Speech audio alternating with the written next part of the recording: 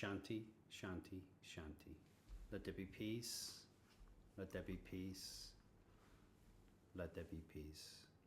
Hari Om. Namaste. The protective nature of ego, its feeling of protecting the body and mind structure, ego structure, knowledge structure. This morning in our household, we awoke to plovers, which are a native bird to Australia, and they had 4 very, very cute baby chicks.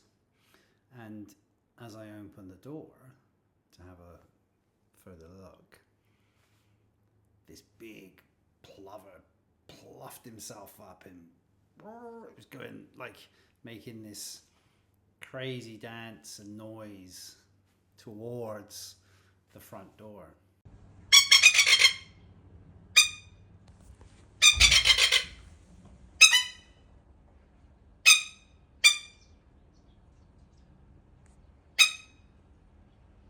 And at the time I was quite annoyed by the bird, and then took the dog for a walk, and the bird was swooping the dog and swooping me, and I got a bit agitated, and that's okay. But then walking in, I opened the door again after brought the dog home, and I opened the door again, and there was this cute little baby with the protector bird, the parent, just glaring at me in the eyes. And one of the things it says not to do, the plovers, is don't stare at them in the eyes. So I thought about this for a moment and decided that I would connect with the self, with the I am present, because it's omnipresent, eternal, everywhere and everything. So you can feel it in all things and see it in all things. And it was amazing. I stood there and connected with the self of this plover bird, and he completely calmed. Sure, he was still staring at me in the eye and would have been very protective of his chick, but I could really sense the presence of the self in the plover. But then I was thinking, wow, this is what it must be like for the ego when the sadhaka goes into sadhana, in self-inquiry, to ask, who am I? The ego will not be happy. No. Because it doesn't see the world without itself, without the ego, the construct of ego. So this plover, this continual drive to protect itself, that's what the ego is doing every single time we go into sadhana, and these things come up. And I was on a call to somebody earlier today, actually, who's attending one of our workshops in a few weeks, and they said, Nick, I've had all this stuff come up, this resistance about money, about time, about is this right? The language is different to the teachings that I already know. And I was like, oh, okay, yep, that's really interesting, resistance. But it's the ego, the same as the plover bird protects its chicks. The ego protects itself because it's been building itself brick by brick, piece by piece, from the moment the heartbeat started in the womb.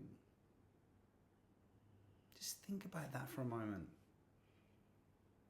This is why this stuff rises up or comes up, and these negative doubts of fear, worry, anxiousness. Should I do this? Should I not? And thankfully, this lady I was speaking to about doing the workshop said, you know what, Nick, I've thought about it. I'm going to do it. There's too many synchronicities from the journey that we've had together in the conversations and emails that align to her doing this. Now, believe it or not, the plover, because I googled a bit about plovers, protects its young until they learn to fly. which can generally be about 6 to 7 weeks. So for 6 to 7 weeks, this bird is going to swoop, protect, squawk, attack anything that comes within this radius of its chicks, because it just has this feeling of protection. And the ego is the same. But everyone's different. But from self-inquiry, from asking, who am I?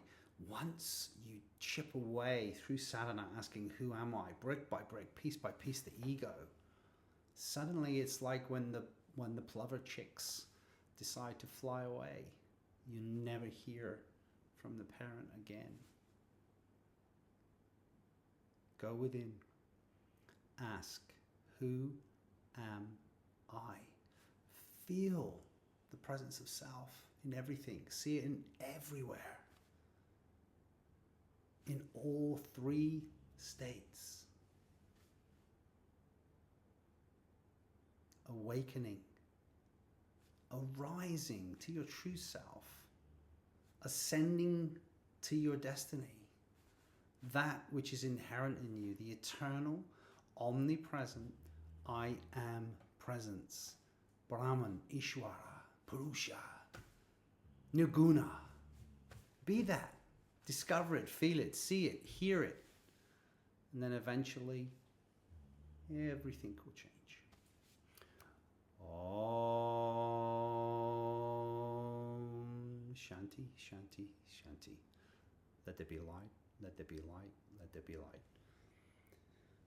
Hari Om.